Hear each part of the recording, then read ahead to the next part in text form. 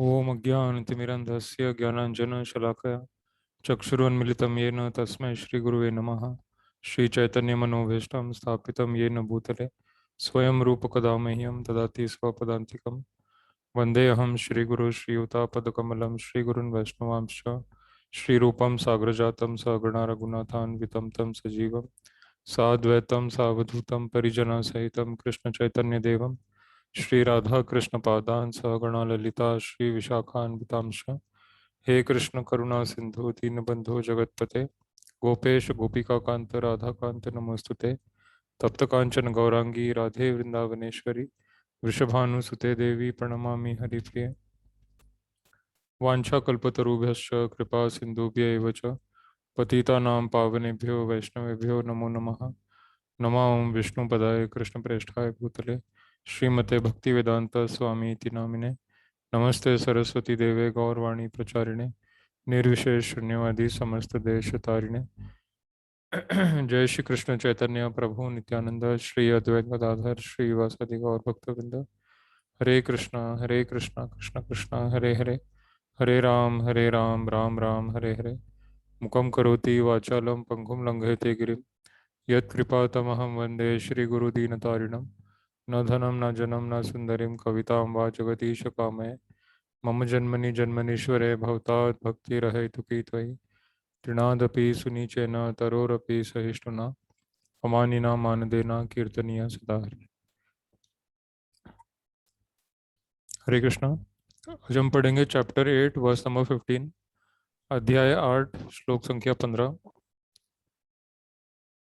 सभी श्लोक रिपीट करिए। मामुपेत्य पुनर्जन्म मामुपेत्य पुनर्जन्म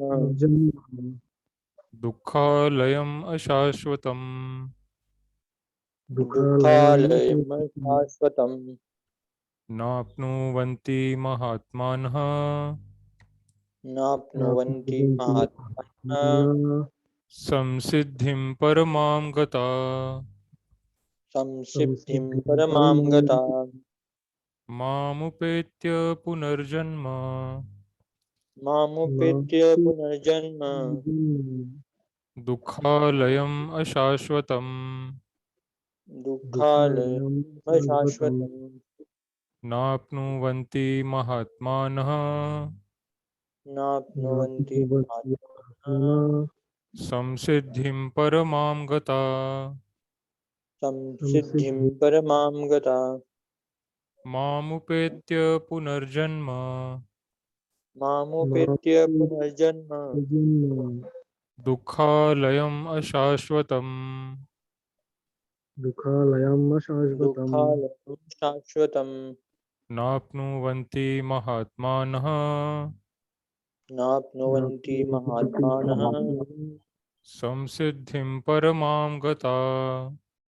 संसिद्धिं परमां गता। हरे कृष्णा। प्लीज इंग्लिश में पढ़िए।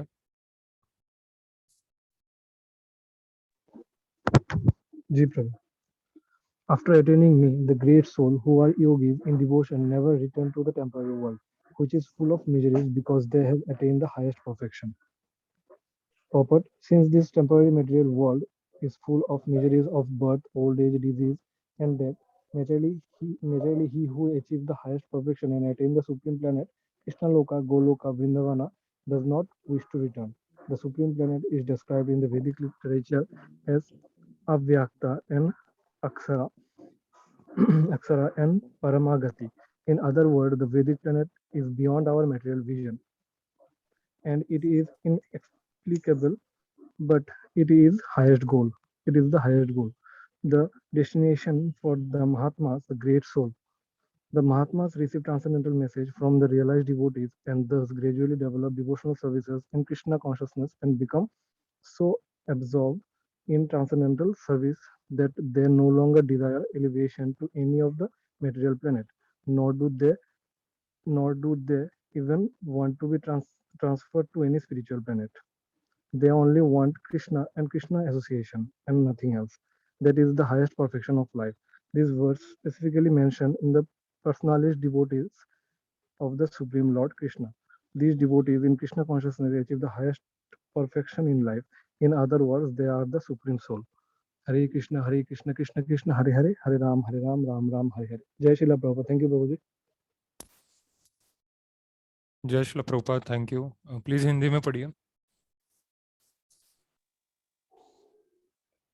मुझे प्राप्त करके महापुरुष जो भक्ति योगी हैं कभी भी दुखों से पूर्ण इस अनित्य जगत में नहीं लौटते, क्योंकि उन्हें परम सिद्धि प्राप्त हो चुकी होती है। तात्पर्य, क्योंकि यह नश्वर जगत जन्म जरा तथा मृत्यु के क्लेशों से पूर्ण है, अतः जो परम सिद्धि प्राप्त करता है और परम लोक कृष्ण लोक या गोलोक वृंदावन को प्राप्त होता है, वह वहां से कभी वापस नहीं आना चाहता। इस परम लोक को वेदों में अव्यक्त अक्षर तथा परमागति कहा गया है। दूसरे शब्द में यह लोक हमारी भौतिक दृष्टि से परे है और अवर्णनीय है, किंतु यह चरम लक्ष्य है जो महात्माओं का गंतव्य है।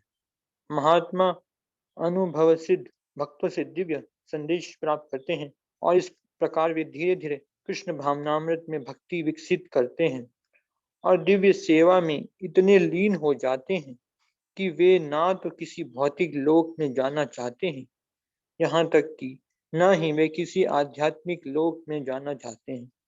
वे केवल कृष्ण तथा कृष्ण का सामीप्य चाहते हैं, अन्य कुछ नहीं। यही जीवन की सबसे बड़ी सिद्धि है। इस श्लोक में भगवान कृष्ण के सगुणवादी भक्तों का विशेष रूप से उल्लेख हुआ है। ये भक्त कृष्ण भावनामृत में जीवन की परम सिद्धि प्राप्त करते हैं। दूसरे शब्द में वे सर्वोच्च आत्माएं हैं। हरे कृष्ण कृष्ण कृष्ण हरे हरे, हरे राम राम राम हरे हरे। जय श्री प्रभुपाद। हरे कृष्ण प्रभु जी। जय श्री प्रभुपाद। तो इस श्लोक में बहुत महत्वपूर्ण बात बताई है कि सबसे पहले तो ये जगत जो है ये दुखालय और अशाश्वत है। जिस जगत में भगवान को केंद्र नहीं माना जाता और भगवान के लिए सब कुछ नहीं किया जाता, वो जो जगत है वो दुखों से भरा होता है और अशाश्वत होता है, रियल नहीं होता है, टेम्पररी होता है। तो इस जगत में मृत्यु होने का कारण ही ये है कि हम भगवान की सेवा नहीं कर रहे हैं। तो हर घर में कोई ना कभी मरता है और या तो उनको जलाया जाता है या उनको, अगर वो हिंदू है तो जलाया जाता है, अगर वो क्रिश्चियन या मुस्लिम है तो उनको ज़मीन में गाड़ा जाता है। इस तरह से हर जगह पे कहीं ना कहीं किसी ना किसी की मृत्यु हो रही है और कोई ना कोई शरीर छोड़ रहा है। तो इसलिए इस जगत को दुखालय कहा गया है, मृत्यु लोक कहा गया है। और फिर भी हम जागते नहीं हैं। हम देखते हैं चारों तरफ मृत्यु हो रही है, चारों तरफ कोई ना कोई कभी ना कभी मर रहा है। हमारे खुद के ही घर में ऐसा होता है, पर फिर भी हम इस बात को देखकर भी अनदेखा कर देते हैं। हम सुन के भी अनसुना कर देते हैं। तो ये श्रीमद् भागवत में एक श्लोक आता है, पश्यानपि न पश्यति। तो जो सांसारिक व्यक्ति होता है, दीने चार्थे हया राजन कुटुंब भरने नवा।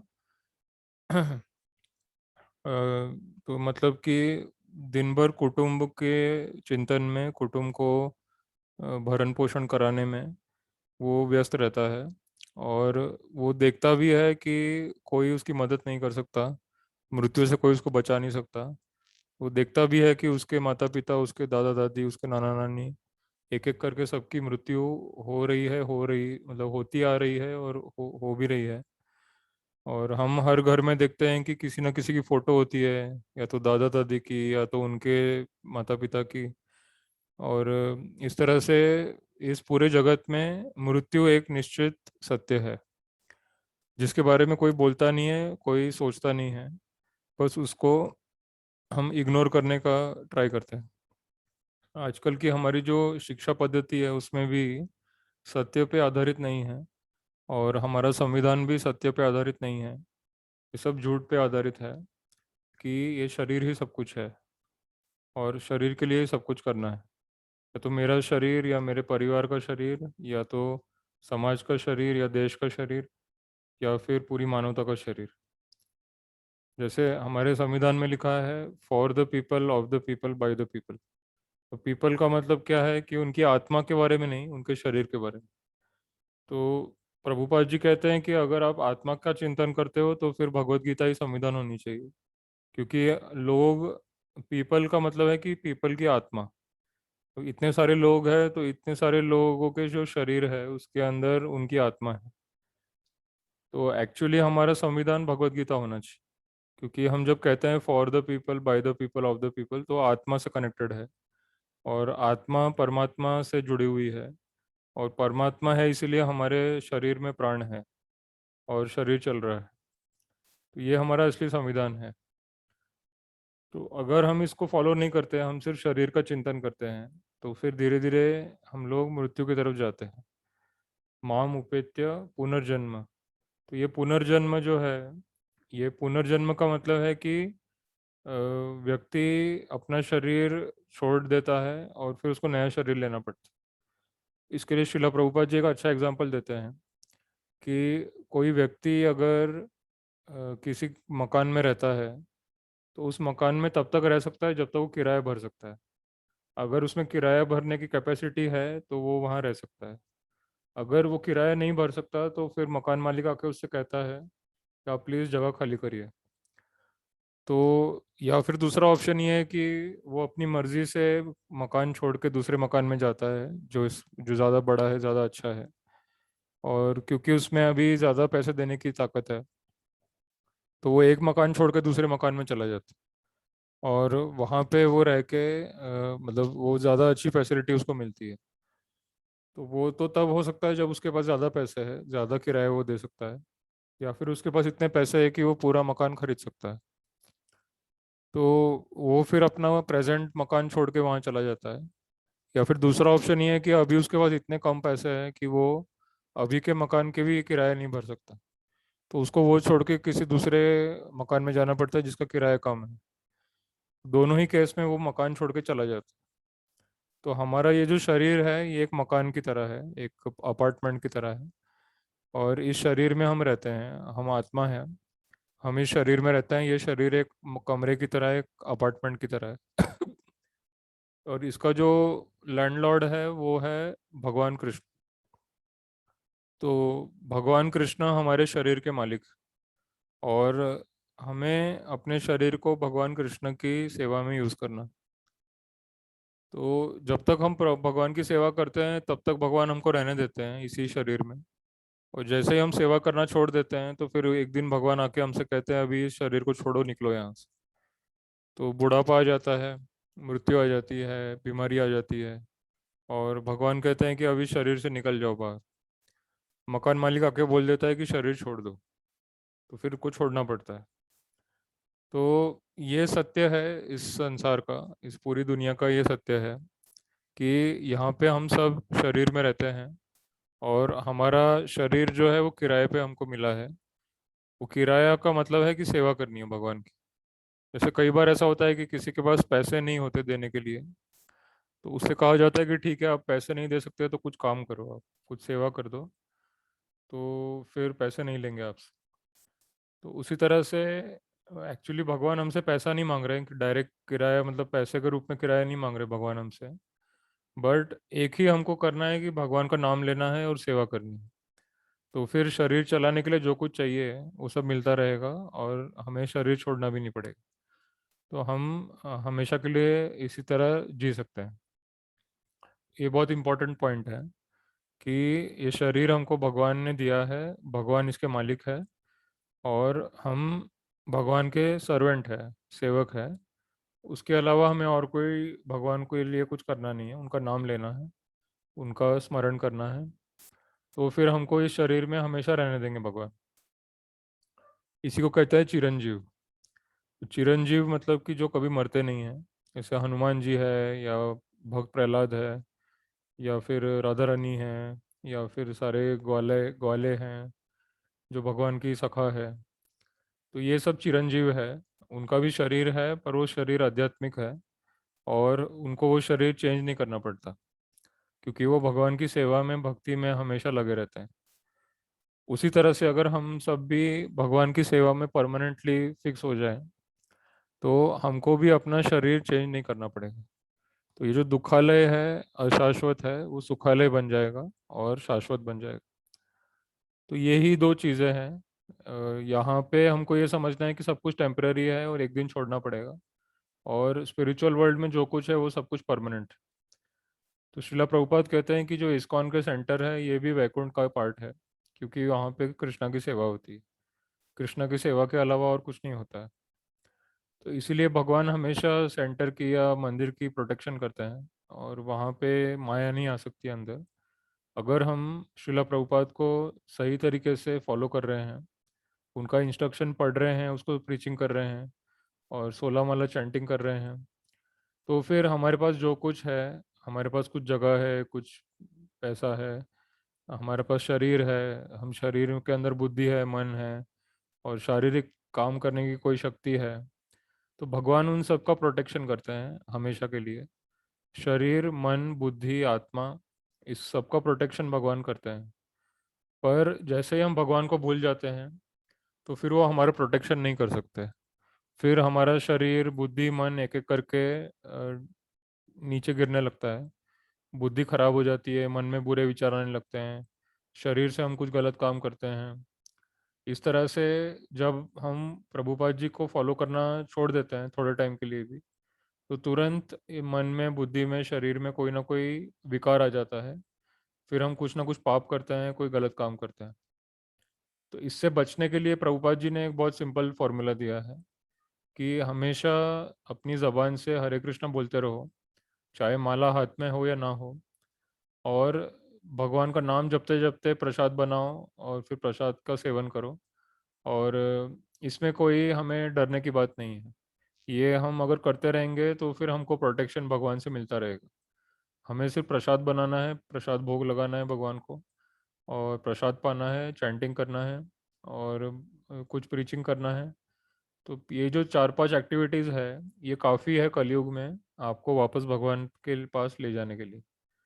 केवल चैंटिंग, हियरिंग, रीडिंग, ईटिंग प्रसाद और सत्संग में आना, ये जो 4-5 एक्टिविटीज़ है, इसी को हमें कंटिन्यू करते रहना है हमेशा।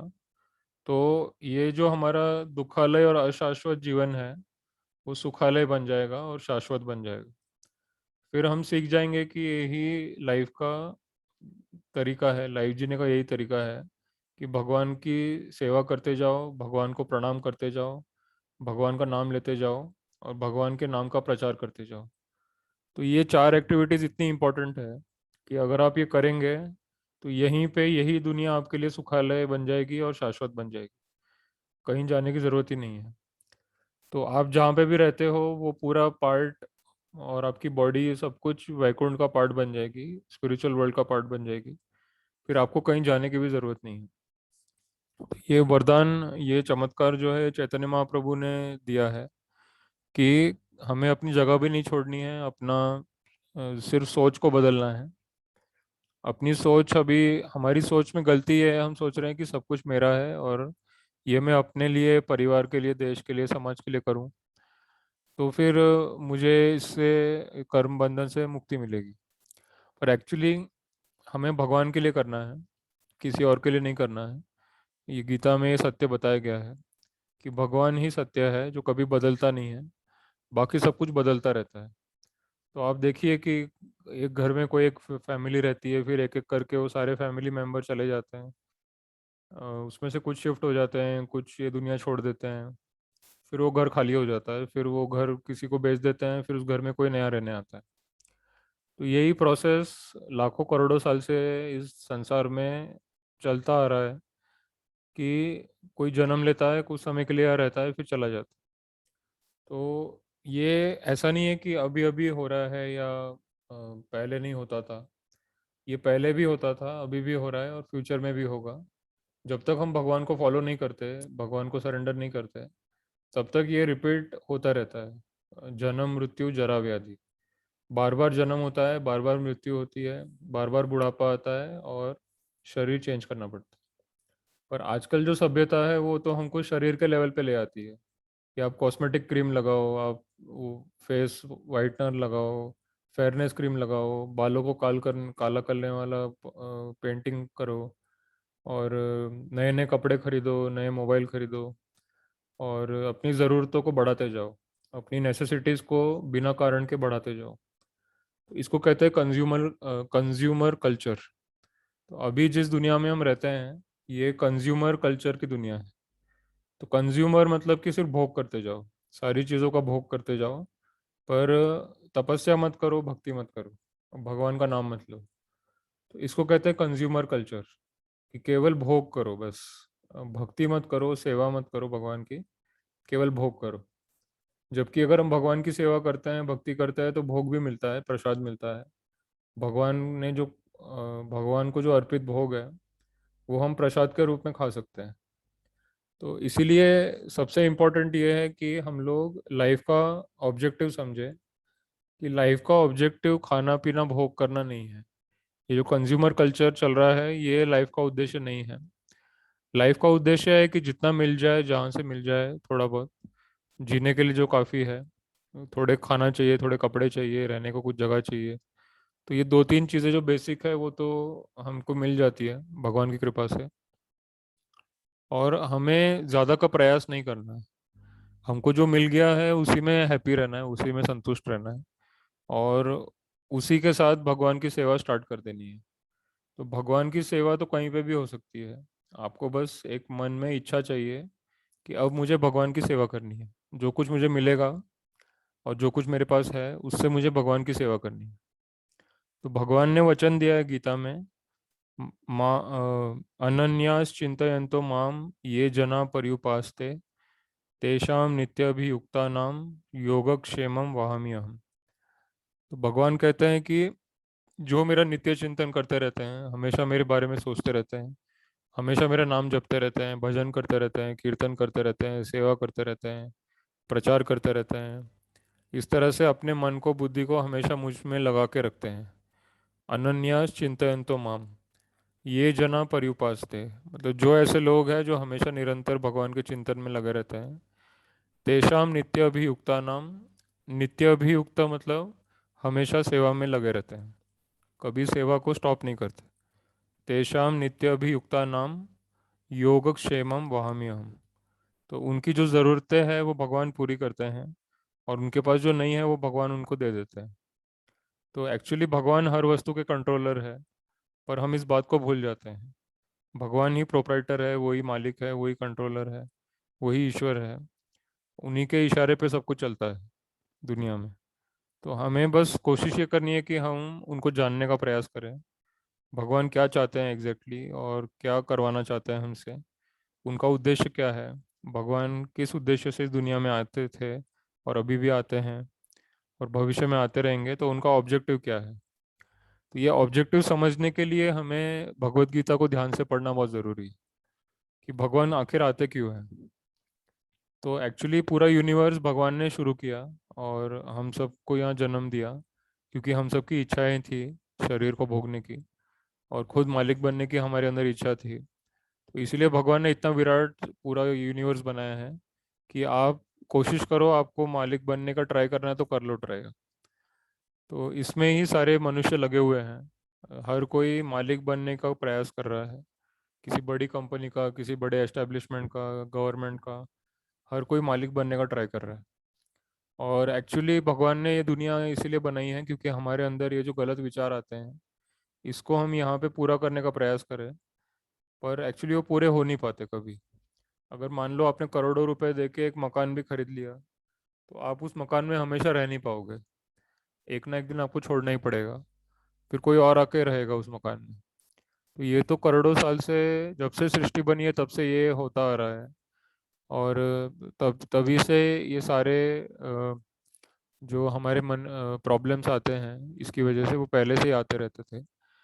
तो ये कोई नई बात नहीं है, ये वही पुरानी बात है, कि भगवान ने सृष्टि बनाई और भगवान की हमने सेवा नहीं की, इसलिए बार बार जन्म लेना पड़ रहा है, बार बार दुख प्राप्त होता है, दुखालयम शाश्वतम। ये कोई नई बात नहीं है, ये वही पुरानी बात है, पुरानी कहानी है। पर ये कहानी रिपीट हो रही है बार बार, और हमको फिर भी समझ में नहीं आ रहा है। हर जन्म में हमारा यही कहानी रिपीट होती है, हम लोग कुछ प्रयास करते हैं कुछ पाने का, कुछ मालिक बनने का, फिर धीरे धीरे बुढ़ापा आ जाता है और फिर मृत्यु आ जाती है। तो ऐसे तो कितने हजारों लाखों करोड़ों लोगों ने जन्म लिया है इतने सालों में, और इतने सारे लोग चले भी गए हैं, इतनी सारी आत्माएं आके चली गई है, और उनके हाथ में कुछ लगा ही नहीं है इस संसार में। क्योंकि एक्चुअली ये संसार में कुछ भी मेरा नहीं है, ये बॉडी भी मेरी नहीं है, ये भी कृष्णा की है। तो हमें कृष्णा को डेडिकेट करना चाहिए इसको। प्रभुपाद कहते हैं dedicate this one life to Krishna, इस एक जीवन को भगवान की सेवा में लगा दो, तो फिर आपका जीवन सफल रहेगा, सक्सेसफुल रहेगा श्रीला प्रभुपाद की कृपा से। और अगर आपको जल्दी कृपा चाहिए तो फिर प्रभुपाद जी को फॉलो करना चाहिए, क्योंकि ये दुखालय है, अशाश्वत है, कभी भी कुछ भी हो सकता है। हमें पता नहीं है कि हम पे कौन नज़र रखता है और कौन क्या प्लानिंग कर रहा है, हमें कुछ पता नहीं है। हम लोग तो सब पे भरोसा कर लेते हैं, बट एक्चुअली ऐसे कई फोर्सेस है जो लोगों को ज़मीन लेना चाहते हैं या कुछ गलत काम करना चाहते हैं, वो चारों तरफ ऐसे लोग हैं। इसीलिए इसको दुखालय कहा गया है, क्योंकि आप शांति से यहाँ रह नहीं सकते। अगर आप शांति से रहते भी हो और आपको बहुत कुछ मिलने लगता है तो लोग फिर उसको लेने का ट्राई करते हैं, उसको छीनने का ट्राई करते हैं। तो ये प्रैक्टिकल एक्सपीरियंस ये सबके साथ होता है, और इसीलिए इसको दुखालय कहा गया है। तो फिर भी हमें कोशिश तो ये करनी है कि हम भगवान का नाम लेते रहें, गीता पढ़ते रहें, और इसको समझने का ट्राई करते रहें। तो अगर हमें समझ में आ गया और हमने पूरा सरेंडर कर दिया, तो फिर ये जो दुखालय है ये सुखालय में कन्वर्ट हो सकता है, और ये जो अशाश्वत है ये शाश्वत भी बन सकता है, अगर हम पूरी तरह से कृष्ण भावना भावित हो गए तो भगवान यही देख रहे हैं ऊपर से कि हम कितना कोशिश करते हैं भक्ति करने का और प्रचार करने का। और मेन खुशी प्रभुपाद को होती है जब वो देखते हैं कि सारे डिवोटी मिलके प्रचार कर रहे हैं, बुक डिस्ट्रीब्यूशन कर रहे हैं, लेक्चर ले रहे हैं, कीर्तन हो रहा है, प्रसादम बट रहा है, भगवान का श्रृंगार हो रहा है, भगवान की आरती पूजा हो रही है। तो ये जब प्रभुपाद जी देखते हैं तो उनको बड़ा प्रसन्नता होती है। और इसीलिए हमें कोशिश ये करनी है, मतलब हमारा प्रयास ये होना चाहिए कि प्रभुपाद जी को प्रसन्न करने का ट्राई किया जाए, हमेशा प्रभुपाद जी की आदेशों को फॉलो करने का ट्राई किया जाए, उससे वो बहुत जल्दी प्रसन्न होते हैं। और अगर प्रभुपाद जी हम पे प्रसन्न हो गए तो मान लो कि हमारा जीवन सफल हो गया, हम भगवान को फिर प्राप्त करेंगे, उनको देख भी पाएंगे, उनसे मिल भी पाएंगे, और साक्षात उनको हम उनसे बातें कर पाएंगे। पर उसके लिए मन बहुत साफ होना चाहिए, पवित्र होना चाहिए। मन में कोई भी गलत विचार नहीं होने चाहिए कि मुझे कुछ एंजॉय करना है, मुझे मालिक बनना है मुझे अपने अंडर इतने लोग चाहिए, मुझे इतना पैसा चाहिए, और मैं आराम से अपना लाइफ जीऊँ, और कोई तपस्या ना करनी पड़े, दूसरे काम करते रहे और मैं बस उसको एंजॉय करता रहूँ। इस तरह की एटीट्यूड अगर हमारी होगी तो ना गुरु मिलेंगे और ना भगवान मिलेंगे। हमारा एटीट्यूड ये नहीं होना चाहिए कि मुझे मालिक बनना है, हमारा एटीट्यूड होना चाहिए कि मुझे सर्वेंट बनना है। तो हमारी जो परंपरा है चैतन्य महाप्रभु की, ये परंपरा है दास दासानुदास, मतलब कि भगवान के भक्त का भक्त बनने का ट्राई करना। डायरेक्ट हम नहीं जा सकते भगवान तक, डायरेक्ट पॉसिबल नहीं है, बट हमें कोशिश करनी है कि हम जितना हो सके उतना भगवान के करीब जाएं, और नाम जपे, उसी से सुख मिलता है, उसी से परमानेंट लाइफ मिलती है, और उसमें कोई चेंज नहीं करना पड़ता। तो हम लोग देखते हैं कि रोज़ सुबह उठ के हम यही हरे कृष्णा बोल रहे हैं और गीता के श्लोक पढ़ते जा रहे हैं, और हो सकता है बाद में यही श्लोक रिपीट हो या सॉन्ग रिपीट हो जाए। तो एक्चुअली हमको कोशिश ये करनी है कि हमेशा प्रभुपाद जी को हमें सुनते रहना है और उन्हीं पे फोकस करते रहना है। अगर हम प्रभुपाद जी को फोकस करते रहेंगे तो हमारे माइंड में जो भी गलत थॉट्स हैं, सारे गलत थॉट्स चले जाते हैं और हम फिर जाग जाते हैं। तो हमारा माइंड एक्चुअली बहुत ही सटल तरीके से काम करता है, हमें पता नहीं चलता है मन में कौन से विचार आ रहे हैं और कौन से थॉट्स आ रहे हैं, हम लोग किस दिशा में जा रहे हैं हमको पता ही नहीं चलता है। तो इसीलिए हम मृत्यु को एक दिन अचानक मृत्यु सामने आ जाती है, क्योंकि हम खोए हुए हैं संसार में, हमें पता ही नहीं है कि एक्चुअली कहाँ पे हम जा रहे हैं, किसको फॉलो कर रहे हैं और वो हमको कहाँ पे लीड करके लेके जा रहा है। तो इसीलिए अगर प्रभुपाद जी को फॉलो करेंगे तो फिर मृत्यु की तरफ नहीं जाएंगे, तो फिर हम भगवान की तरफ जाएंगे। और भगवान की तरफ जाने का मतलब है कि फिर मृत्यु नहीं होगी और हमको दुख नहीं होगा। तो एक एक ऐसा एग्जाम्पल प्रभुपाद एक और देते हैं भागवत में से। जब महाभारत का वॉर पूरा हो गया और महाभारत का वॉर पूरा होके भगवान कृष्ण ने कहा कि अब मैं द्वारका वापस जाऊंगा। तो कुंती माता ने उनके रथ को रोक लिया और कुंती माता ने कहा कि आप प्लीज़ मत जाइए। अगर पर फिर भगवान ने कहा कि अब तो वॉर पूरा हो गया, युद्ध पूरा हो गया है और आप जीत गए सभी, आपको अपना राज्य वापस मिल गया है, तो अब मैं जाऊंगा यहाँ से। तो कुंती माता ने कहा कि अगर ऐसा है कि हमारे जीतने से और हमको राज्य मिलने से आप चले जाओगे, तो मैं तो चाहती हूँ कि ये राज्य वापस चला जाए और सारे दुख वापस आ जाए। कि क्योंकि दुख था तो कम से कम आप साथ में थे और आपको हम देख सकते थे, आपसे बात कर सकते थे। पर अब सुख आ गया है, सब कुछ आ गया है हमारी लाइफ में, तो अब आप जा रहे हो, तो इससे बेटर है कि आप मत जाओ, वो सारे दुख वापस आ जाए मेरी लाइफ। तो ये भक्त का थिंकिंग होता है कि भक्त को भगवान चाहिए और सुख या दुख से फर्क नहीं पड़ता। अगर सुख या दुख में भगवान साथ में ही रहेंगे तो फिर उसको अच्छा लगता है। बट अगर ऐसा है कि भगवान सुख में चले जाएंगे तो उसको सुख भी नहीं चाहिए। और अगर भगवान के दर्शन करने के लिए उसको दुख को झेलना पड़े तो वो भक्त रेडी होता है कि ठीक है, हम दुख को भी झेल लेंगे। तो इसीलिए हमें निराश नहीं होना चाहिए। हालांकि ये दुखालय है, ये पूरी दुनिया ही दुखालय है, तो भी हमें भक्ति करते रहना चाहिए, हमें भक्ति में आगे बढ़ते रहना चाहिए। और यही सोचना चाहिए कि चलो दुख आएंगे तो अच्छी बात है, दुख आएंगे तो और अच्छे से याद करेंगे भगवान को। तो ये शिक्षा हमको लेनी है कि ये दुखालय है, अशाश्वत है, बट ये सुखालय बनेगा जब भगवान का स्मरण होगा। भगवान के अलावा हमें कुछ चाहिए ही नहीं, हमें बस भगवान का संग चाहिए। और भगवान का संग होता है जहाँ पे उनकी बातें होती है, जहाँ पे उनकी लीला पढ़ी जाती है, जहाँ पे उनका नाम लिया जाता है, उनका कीर्तन किया जाता है। कली काले नाम रूपे कृष्ण अवतार, ये चैतन्य चरितमृत में आता है ये। कली काल में नाम के रूप में भगवान कृष्ण ने अवतार लिया है। तो कलयुग में भगवान की संगति करने का एक ही तरीका है जो प्रभुपाद जी ने बताया है, कि ये हरे कृष्णा चैंटिंग करना है। अगर हरे कृष्णा चैंटिंग करते हैं तो सब कुछ धीरे धीरे होने लगता है। और प्रभुपाद जी की बुक्स पढ़ते रहने से, लेक्चर सुनते रहने से एक एक करके सारे हमारे प्रॉब्लम सॉल्व हो जाते हैं, हमारा माइंड क्लियर हो जाता है और हमें फिर जीवन जीने का एक नया उत्साह मिलता है। और चाहे दुख भी आ जाए तो भी हम उसको फेस कर लेते हैं और हमें असर नहीं पड़ता उसका। तो भगवान ने एक श्लोक बोला है गीता में बहुत अच्छा, दुखेशु अनुद्विग्न मन, सुखेशु विगत प्रिय, वीत राग भय क्रोधा मनमया माम उपाश्रिता। तो भगवान के आश्रय में जो रहते हैं तो वो सभी प्रकार की अटैचमेंट, भय और क्रोध इससे दूर रहते हैं। और वो सुखेशु दुखेशु अनुद्विग्न मन, दुख आने पे उनको कोई ज़्यादा फर्क नहीं पड़ता और सुख आने पे भी वो ज़्यादा लालची नहीं बनते कि मुझको और चाहिए।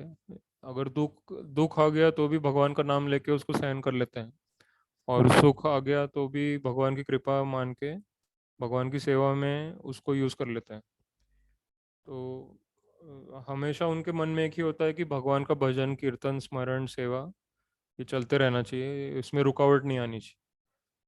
तो दुख और सुख दोनों ही उनके लिए एक समान होता है, उनको फर्क नहीं पड़ता है दुख है या सुख है। तो इस तरह का हमको बनने का ट्राई करना है कि हमारे चारों तरफ प्रॉब्लम्स है, इतना इतने सारी कठिनाइयाँ, परेशानियाँ हैं, बट फिर भी भगवान का स्मरण, कीर्तन और सेवा और भगवान का गुणगान करना, कीर्तन करना, ये सब कंटिन्यू रहना चाहिए, इसमें कोई रुकावट नहीं आनी चाहिए। यही हमारा उद्देश्य होना चाहिए।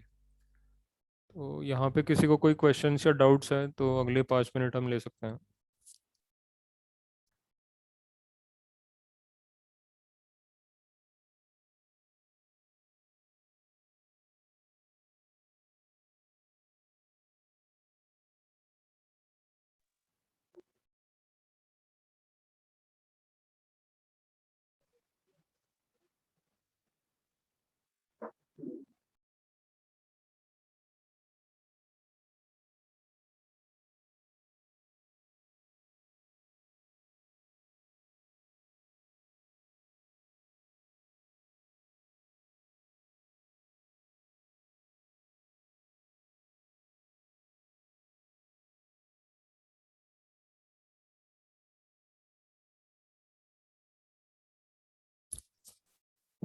कोई क्वेश्चंस नहीं है?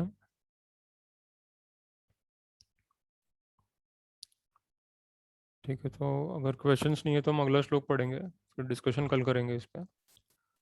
सभी श्लोक बोलिए। आब्रह्म भुवनालोका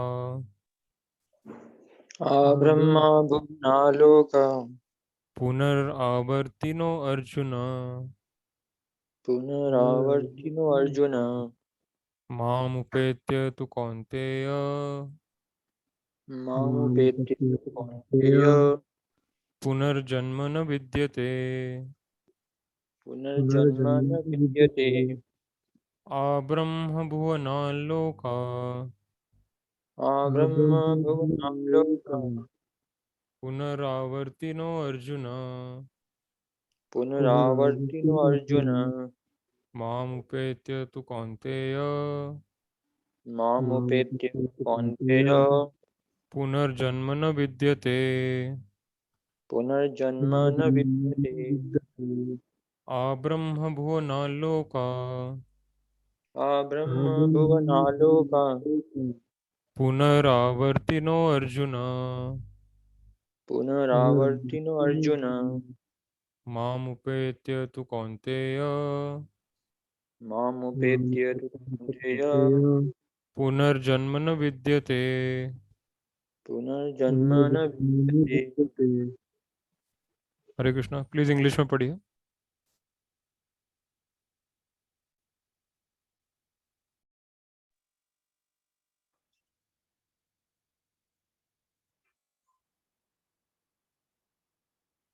जी प्रभु. From the highest planet in the material world down to the lowest, all the places of misery wherein repeated birth and death take place. But one who attains to my abode, O son of Kunti, never takes birth again. Puppet, all kind of yogis, karma, jnana, hatha, etc. eventually have to attain devotional perfection in bhakti yoga or Krishna consciousness before they can go to the Krishna transcendental abode and never return. Those who attain the highest material planet, the planet of the demigods, are are again subjected to repeated birth and death. As a person on earth are elevated to higher planet. People on higher planets such as Brahmaloka, Chandraloka, and Indraloka falls down to earth. The practice of sacrifice called Panchagni Vidya, recommended in the Chandayoga Upanishad, enables enables one to achieve Brahmaloka. But if on Brahmaloka one does not cultivate Krishna consciousness, then he must return to earth. Those who progress in Krishna consciousness on the higher planets are gradually elevated to higher and higher planets, and at the time of universal devastation, are transferred to the eternal spiritual kingdom. Baladeva Vidya Bhushana in his Baladeva Vidya Bhushana in his commentary on Bhagavad Gita quotes this verse. Hare Krishna. Brahmana. Hare Krishna. हाँ, हम यही रुकेंगे, time पूरा हो गया है। हम लोग कल कंटिन्यू करेंगे। ग्रंथराज श्रीमद् भगवद गीता यथारूप की जय। जगत गुरु श्रील प्रभुपाद की जय। हरे कृष्णा कृष्ण कृष्ण हरे हरे, हरे राम राम राम। Hare Hare.